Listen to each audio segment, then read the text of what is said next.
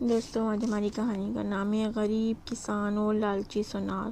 کسی گاؤں میں غریب کسان رہتا تھا۔ وہ کسان سارا دن اپنے کھیت میں محنت کرتا، صبح سویرے منہ اندھیرے اٹھ کر اپنے کھیت میں چلا جاتا، ہل چلا کر زمین سے فالتو جڑی بوٹیوں کو اکھاڑتا، زمین میں گوڈی کرتا اور زمین کو کھاد دیتا، اور جب فصل بونے کا وقت آتا تو بہترین بیج استعمال کرتا۔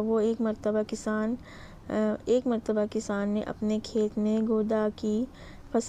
کدو کی فصل لگائی۔ جب فصل پک کر تیار ہو گئی تو وہ فصل کاٹنے کے ارادے سے اپنے کھیت میں گیا۔ وہاں اس نے دیکھا کہ فصل بہت شاندار ہوئی ہے۔ وہ اپنی پکی ہوئی فصل دیکھ رہا تھا کہ اس کی نظر کھیت کے لگے ہوئے ایک ایسے کدو پر پڑی جو بہت بڑا ہو گیا تھا۔ کسان بہت سادہ انسان تھا۔ اس نے سوچا کہ اتنا بڑا کدو اگر بادشاہ سلامت کو تحفے میں پیش کیا جائے تو وہ بہت خوش ہوں گے۔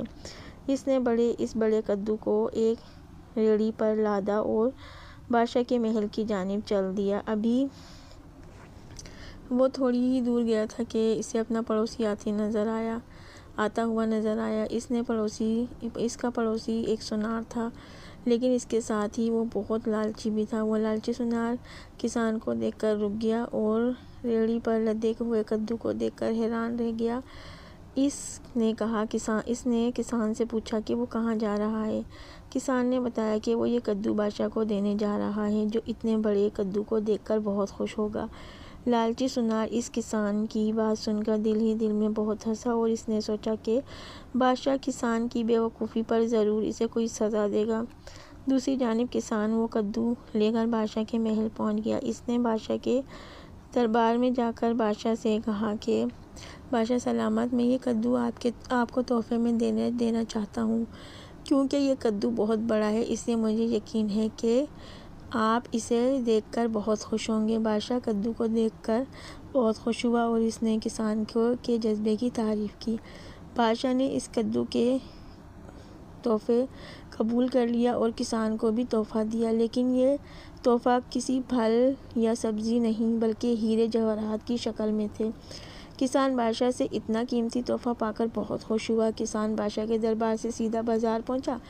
اس نے وہ ہیرے جواہرات بازار میں فروخت کر دیے اور اس سے حاصل ہونے والی رقم سے اپنے لیے ایک نیا مکان اور ضرورت کی دوسری چیزیں خرید لیں۔ جب کسان کی پڑوسی لالچی سونار کو یہ پتہ چلا تو اس نے سوچا کہ وہ بھی کوئی تحفہ بادشاہ کو پیش کرے تاکہ بادشاہ اسے بھی انعام و اکرام سے نوازے۔ اس نے سوچا کہ کسان جو کام کرتا تھا اس نے اس حوالے سے بادشاہ کو تحفہ پیش کیا، اور وہ یعنی سونار جو کام کرتا ہے اسے چاہیے کہ وہ اس حوالے سے کوئی قیمتی تحفہ بادشاہ کو پیش کرے۔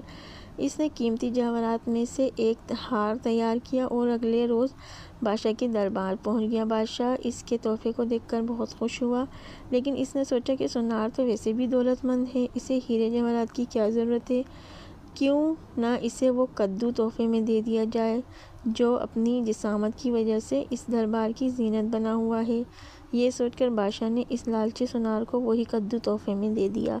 یہ دیکھ کر سونار کو بہت دکھ ہوا، لیکن وہ اب یہ دیکھ کر بادشاہ پر ظاہر نہیں کر سکتا تھا، لہٰذا اس نے بظاہر خوش دلی سے لیکن حقیقت میں دکھی دل اور بیٹھی ہوئی آواز میں بادشاہ کا شکریہ ادا کیا اور دربار سے وہ کدو لے کر اپنے گھر کی جانب چل پڑا۔ دیکھا بچوں، اس کو کہتے ہیں لالچ بری بلا ہے۔